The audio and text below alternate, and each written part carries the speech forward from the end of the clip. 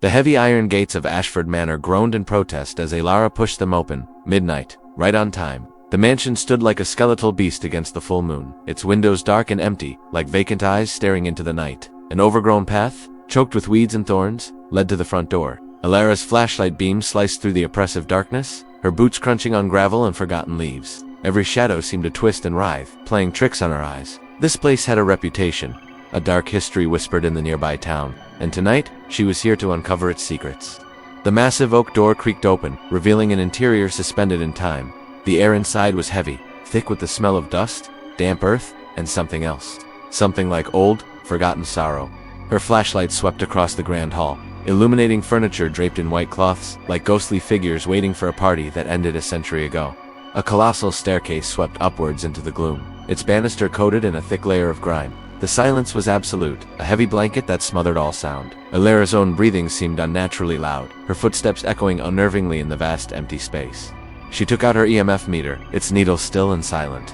For now, she began her systematic sweep of the ground floor. The dining room table was still set, a macabre feast for phantom guests. In the library, books lay scattered, their pages warped and yellowed. It felt as though the residents had simply vanished As she moved deeper into the manor, a chill that had nothing to do with the autumn night began to creep under her skin. It was a feeling she knew well, the distinct sensation of being watched. She paused, listening, straining to hear anything beyond the house's mournful groans. Then, she heard it, a faint whisper, like the sigh of the wind, but it was inside, and it seemed to carry a single, sorrowful word: help. The sound was coming from upstairs. Her heart pounded against her ribs, a frantic drum against the silence. Gripping her flashlight tighter, she started up the grand staircase, each step creaking in protest. The whisper grew slightly louder as she ascended, guiding her down a long, dark corridor lined with peeling portraits.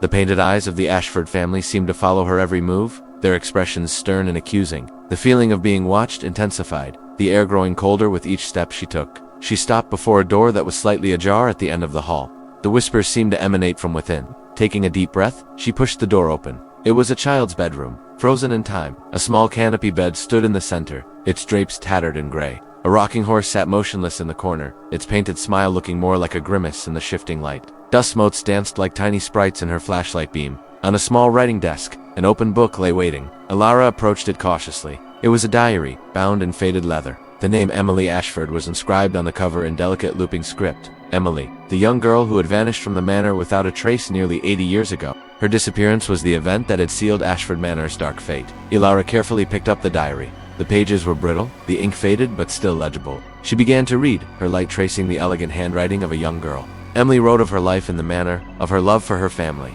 and her fear of the strange occurrences that had begun to plague them. She described shadows moving on their own, objects flying across rooms, and a creeping sense of dread that had settled over the house. The entries grew more frantic, more terrified. The final page was a mess, a panicked scrawl that was barely readable. The curse, it said, he brought it into our home. It wants us all. It's in the walls. It's always watching. Before Elara could read any further, a deafening chime echoed from the grand hall below. Bong bong bong. The grandfather clock was striking midnight. A bone-chilling cold instantly flooded the room, so intense it felt like stepping into a walk-in freezer. Her breath plumed in the air. All her equipment went haywire at once. The EMF meter screamed, its needle flying into the red, and her flashlight flickered violently before dying completely, plunging her into absolute darkness. Panic seized her for a second, but her training took over. She fumbled for her backup light, her fingers numb with cold. When the beam finally cut through the blackness, she wasn't alone. At the far end of the hallway, a figure was materializing. It was faint at first, a translucent shimmer in the air, but it slowly coalesced into the form of a young girl in a white nightgown. Her feet hovered just above the floorboards.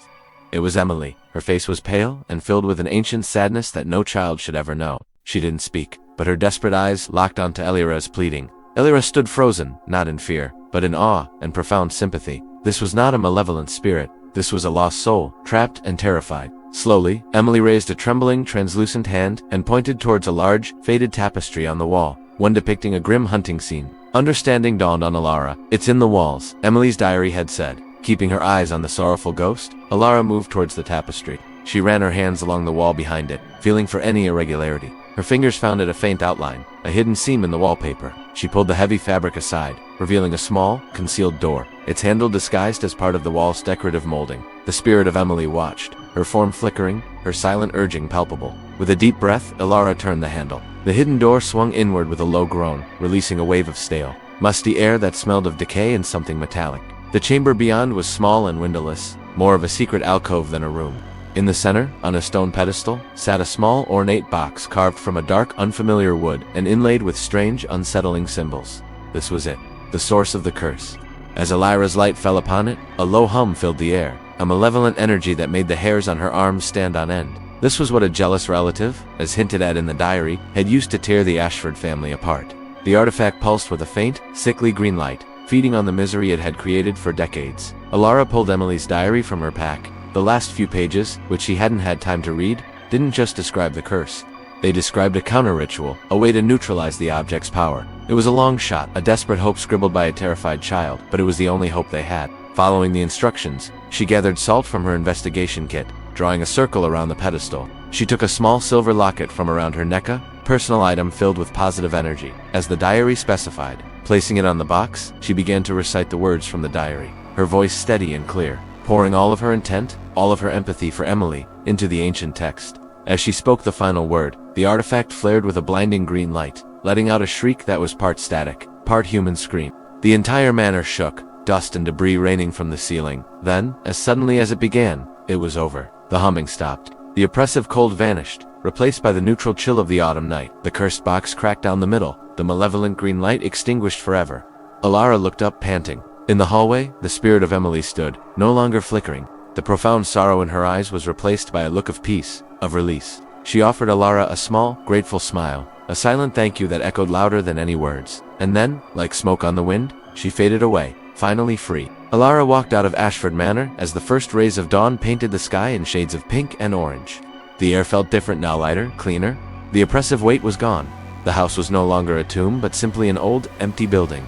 The curse was broken. As she closed the creaking gates behind her, she looked back one last time at the mansion, now bathed in the gentle morning light. It looked peaceful. Her work here was done. Another soul was at rest. Thanks for joining me on this investigation. If you enjoy stories of the unexplained and journeys into the unknown, be sure to like this video and subscribe to the channel for more adventures. Stay curious, and I'll see you on the next one.